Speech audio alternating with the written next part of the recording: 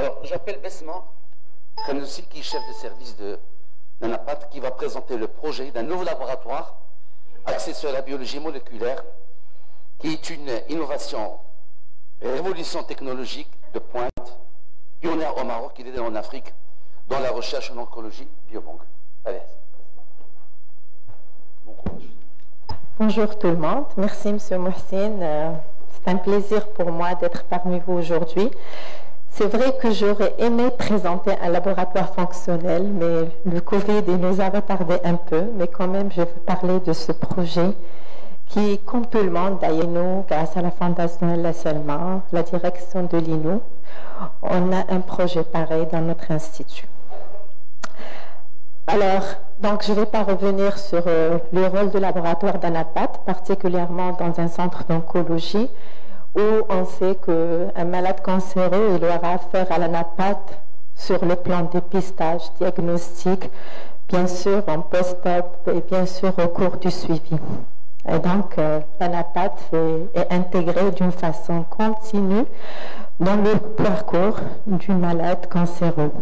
Donc, c'est vrai que l'Anapat s'est posé un diagnostic parce que jusque-là, on avait surtout le diagnostic, mais aussi le pronostic qu'on cherche par des moyens. C'est vrai, l'immunohistochimie, ça devient actuellement classique. Mais comme vous le savez, on a beaucoup appris de ce cancer. On a analysé les cellules cancéreuses et on a finalement compris que le cancer, c'est une manifestation génétique d'une maladie ou des maladies finalement, parce qu'on n'a pas un seul cancer, mais plusieurs cancers.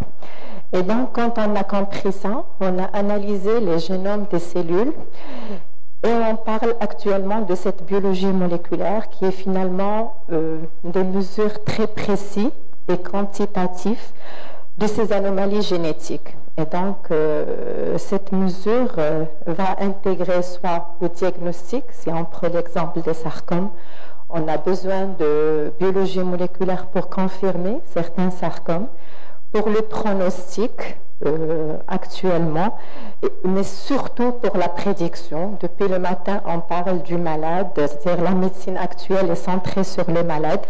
Et donc, il paraît très important de faire cette biologie moléculaire, qui, à mon sens, c'est vrai, c'est de l'innovation, mais non plus, comme a dit Zakaria, ce n'est pas un luxe. Il faut le faire actuellement.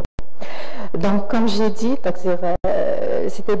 c'est des analyses pour le pronostic, mais aussi pour la prédiction thérapeutique, avec l'avènement de tous les traitements, et on sait très bien que c'est cher, il faut choisir le bon malade, le bon candidat pour avoir de meilleurs résultats. Et de ce fait, c'est-à-dire en 2022, pardon, il y a un décalage. Donc en 2022, si on veut parler de l'anatomie pathologique, il faut parler de la biopathologie, parce qu'il y a la biologie moléculaire et l'anatomie pathologique.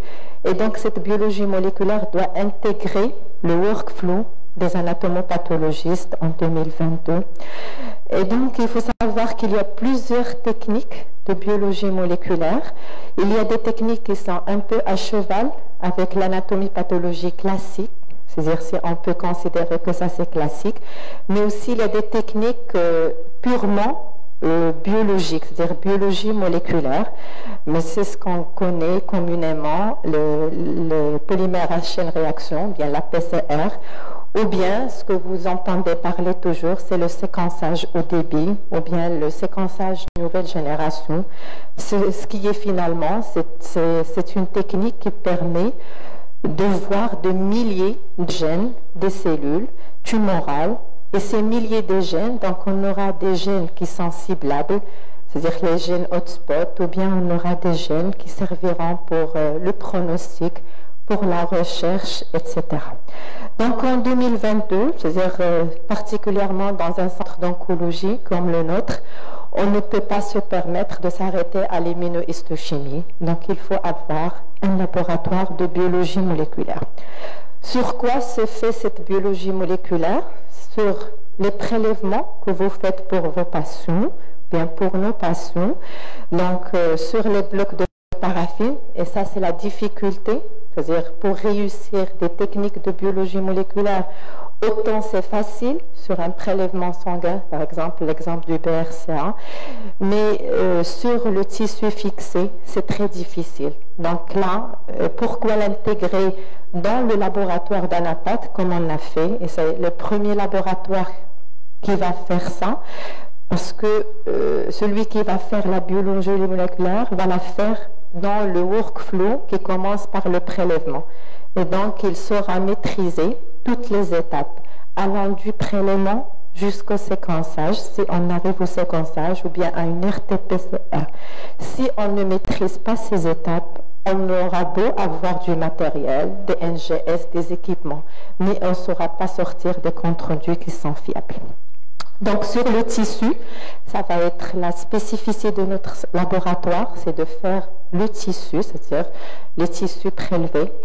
Et bien sûr, on peut le faire, les biopsies liquides, c'est un prélèvement sanguin qui me semble à mon sens plus facile par rapport au tissu.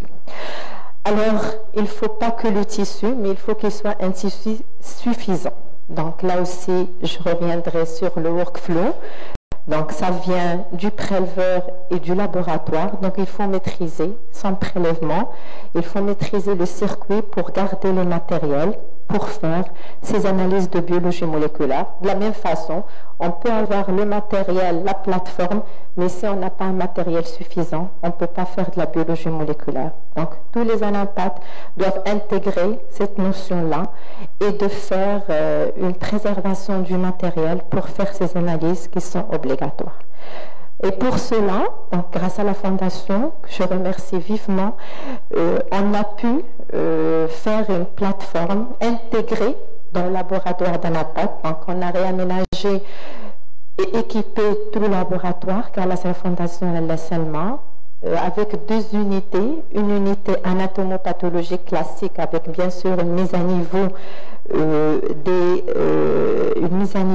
des infrastructures techniques et la création de toute une unité de biologie moléculaire. C'est une unité que je dirais P3, c'est-à-dire c'est pas très obligatoire, mais on vise l'accréditation, Inch'Allah, et donc on est sur une unité P3 avec 4 salles donc qu'il faut pour faire ces tests de biologie moléculaire allant de l'extraction jusqu'à séquenceur de nouvelle génération. Certes, qu'on ne va pas faire le séquençage au débit pour toutes les tumeurs, et donc on a choisi, dire ça, il y a un décalage un petit peu, quelques images du service qui les connaissent avant et un petit aperçu sur le futur. Et donc, notre idée, c'est vraiment intégrer cette biologie moléculaire dans le workflow Anapat avec des techniques qui répondent d'une façon, c'est-à-dire rationnelle, à la demande du clinicien, particulièrement mes amis les oncologues médicaux. Et donc, il y aura une diversité de techniques. C'est vrai qu'il y a le séquenceur au débit, c'est celui qui est du côté gauche, mais il y a aussi des techniques simples de RT-PCR, de PCR classique.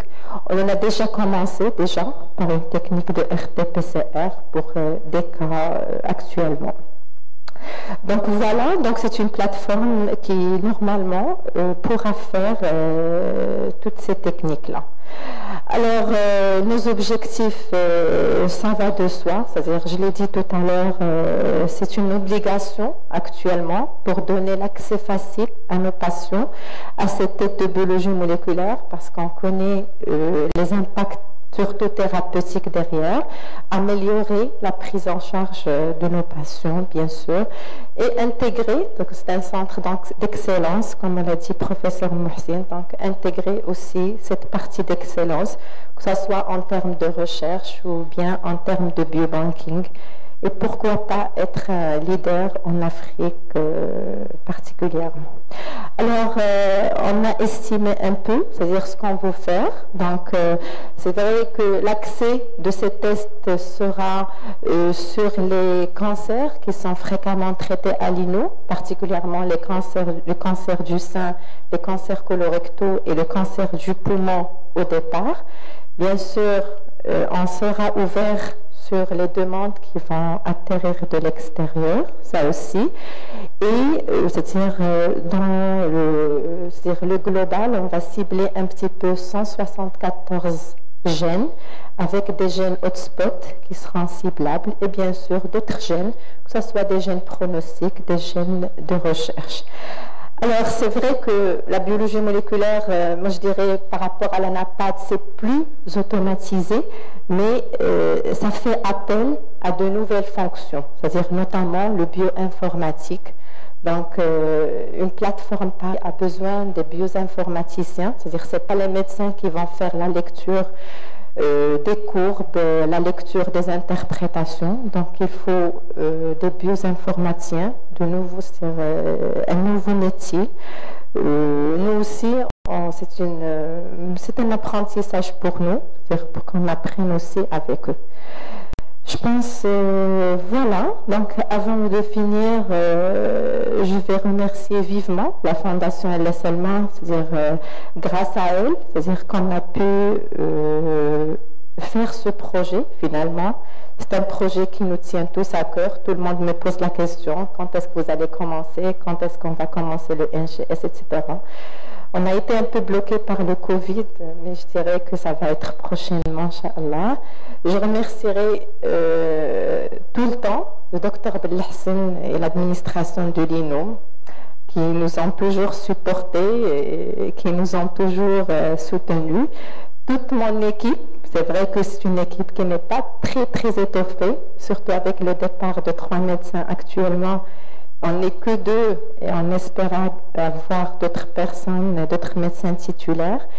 Et donc, je tiens à remercier toute mon équipe, les secrétaires, les techniciens, les médecins, particulièrement le Dr Shrif qui est avec nous dans la salle, pour leurs efforts, leur capacité à intégrer ces nouvelles techniques.